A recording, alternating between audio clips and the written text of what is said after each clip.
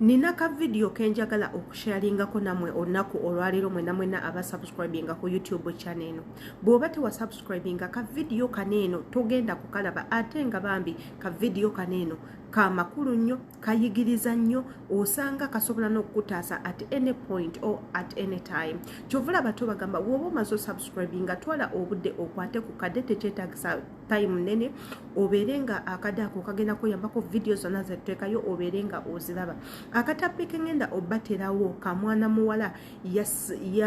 yawadde oba yazanye ekiraga obulamu bwa Nkubakyeyo biki bye tuyitamu ne sente zaffe ze tusindikira abewaffe ewaka sente bazikola mu biki so nga gwe Nkubakyeyo mbadde ndowooza nti akatambika neeno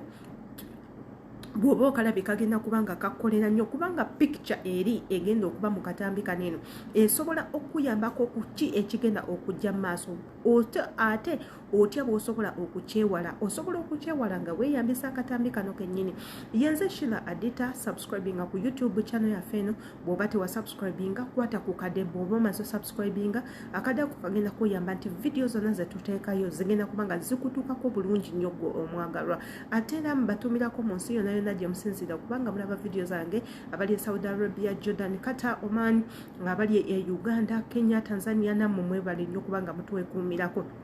Videos no obumaze okuziraba oli waddembe osharingako ne muno omulala sina kindi commentinga tumanye kikyolowooza ku butambinga buno. Obutambi buno tubuteerayo mmwe mufunemu ekyokuyiga since nti ffe tuba twamaze dde okubulaba so tuba twagala nammwe tububatereyo mufunemu ekyokuyiga ate ekyokuyiga kyofunye naawe osobole okubanga okyongerayo okiyigirize omuntu omulala teekako n'okumuzibula amaaso ku biki ebiyinza okujja maaso eyo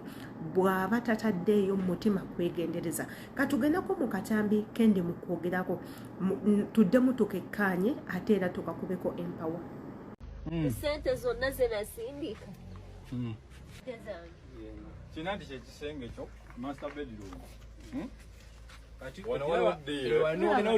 Wakuja singundi musanyu wanene musademu wanene plate yiyo plate yiyo anangana udirisa ngapavu wizi kino ekisenge twakizimba nga kya design kakati engineer kino ki bana tetubitegerera ddala bebisokola bedroom eno sitting room then wala kitchen awo tukyazimbawo shade egenda awo then edinisa libena tundemu shade soko olindeko ku sente ze nasindika eno yenyumba nyumba eri standard ndi standard ebula ko buzi wolo plate na finishing ndi na madinisa number of that tezo naye egenda kukula nnyo you have to refund that ekini yakati kino kiki kiwa eno kitchen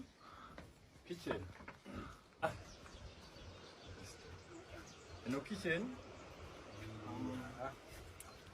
Muswana mukuba we mu disente mazima ddala. Muna mwe banga lyabadde gwe rumo kye kino kintu kyemulabe muzimbira kino. Enyumba yeyo. Kino mazima ddala. Enyumba. Tatosa temuta sindika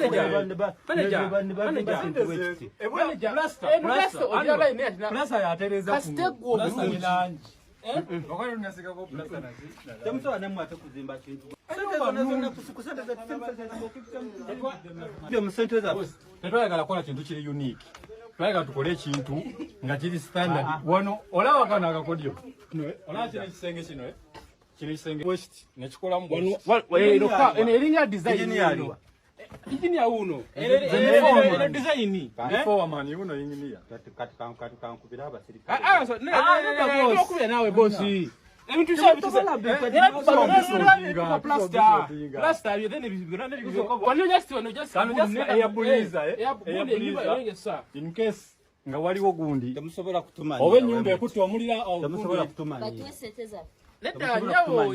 enyumba olaba temusobola kutumanyira temusobola kutumanya namunyonyola temusobola kutumanyira enyumba toilet zizo zagwa bulungi toilet zagwa waliwo naabira waliwo naabira onogere kune kumala gwegundi gwe Rwanda jangola Rwanda okulengera i Rwanda ino Uganda kati wagala nasiwana peva takonga ino lya bei takabula wano sa tumanyira eno free area tugenda siba mpeva wano wonna keeko nno akatambi nze okuva lwe nakalabye kakyandi mu bwongo ndowooza ebintu bingi nnyo ngamba obadde okimanyi nti waliwo baganda baffe bangi nnyo abali mu eyo embeera obadde okimanyi nti waliwo baganda baffe bangi nnyo ebintu nga ebiri mu katambi kano nga byabatuukako ebyaddala mu bulamu buno obwenzi ate era nga bangi nnyo abakyabituukako mu kyo kino ki njagala obeere nga otuula wansi olowooze ku baani b'owa ssente zo nga Nkubakyeyo gw'olowooza abantu b'owa ssente bakolera ebyo byoba obasabye the exactly thing byobagambye okukolera abantu b'owa ssente bakulowoozaako engeri gy'otuyaniramu engeri gy'ozikolamu okulaba nti nno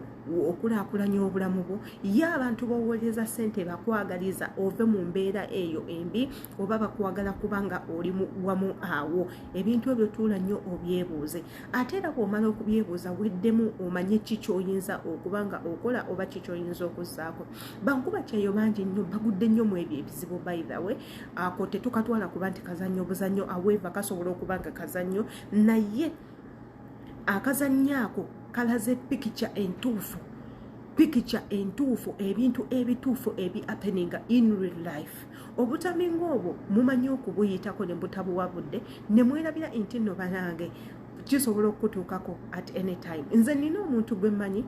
yabeera mu ggwanga ly'e China emyaka 8 jjukira ssente zeeyo nnyingi nga bwaweereza ssente ng'alowooza bayina bye bamukolera ku ebyo yabasaba okumugulira ku ttaka n'abasaba n'okumuzimbira ennyumba yagenda okukomawo ssente taata we nga yazirya zonna omuntu gwe mbagamba mumanyi maaso ku maaso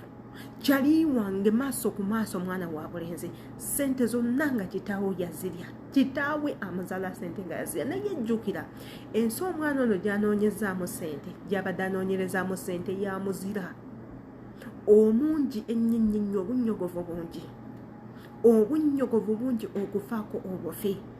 biyingi nti mugwira bamanyi n'okubatulugunya mwenga bamanyi abachina bwe beeyisa so yakomawo ssente zonna ez'emyaka 8 nga kitaawe zonna aziridde bwe yazibanja taata we n'amugamba naziweereramu muganda wo naziweereramu baganda bo wabula ngenda kukuwa ku by'obusika byange ngenda kukuwaamu ettaka lyange jjukira ssente ze yamusindika yamugamba taata ngulira ettaka onzimbireko n'ennyumba ssente taata n'azirya ssente kitaawe bwe yazirya n'amugamba agenda kumuwaamu ettaka lye kati that means nti taata we aba kufa era omwana ono ettaka yanditutute amakulu nti yamuwa biki ebyo byalowooza byeyandisikidde so ebintu we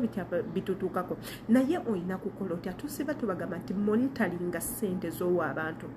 omuntu oyo omala okumuwa ssente funayo omuntu omulala in undercover abeerenga afollowinga omuntu oyo for example ssente oziwadde taatawo omugambye akugulira ettaka funa kojjaawo gwe weesiga omugambe taata namusindikira ssente okungulira ettaka njagala onoonyereze omanye taata ettaka eryo yaligula maama namuwa ssente okunzimbira ennyumba njagala onoonyereze weebuuzebuuzeemu okemekeme olabe waliwo ennyumba ezimbibwa oba nedda bweba weeri tubagambe batuukewo omuntu oyo atuukewo agirekodinge omanyi recording zino eno bannange tezirimba naye ebizimbe ebyokuba obukubi ebifaananyi birimba omuntu ekifaananyi asobola okikubya wala naye vidiyo inzibu nnyo esobola n'okusibisa omuntu bagambe mu recording video oyo omuntu omulala gw'otumye okuba nti alondola omuntu oyo recording video bagikusindikire omanye ebintu webiti tusobola okubyewala naffe nga tukozeseza common sense abantu betusindikira ssente byali mu mbeera mbi ssente be basinga okuzeetaaga so wenna byakatambika neeno nensalawo nengamba akatambika neeno sisobola kabuusa maaso era nensalawo imbeere nga akasheyalingako namwe njagala mmanye ki kyolowooza nga gwe Nkubakyeyo katambi kano kuba kano akatambi kadescribinga embeera yennyini Nkubakyeyo gye tuyitamu nsaba okomentinge manye ki kyolowooza ye gwe kikutuukako oyinza kukola otya nga gwe akola ssente ezo yenze Shiba Adita subscribinga ku YouTube channel yange oba tonaba commentinga ate era n'akade tokeerabira kakwateko embaagala nnyo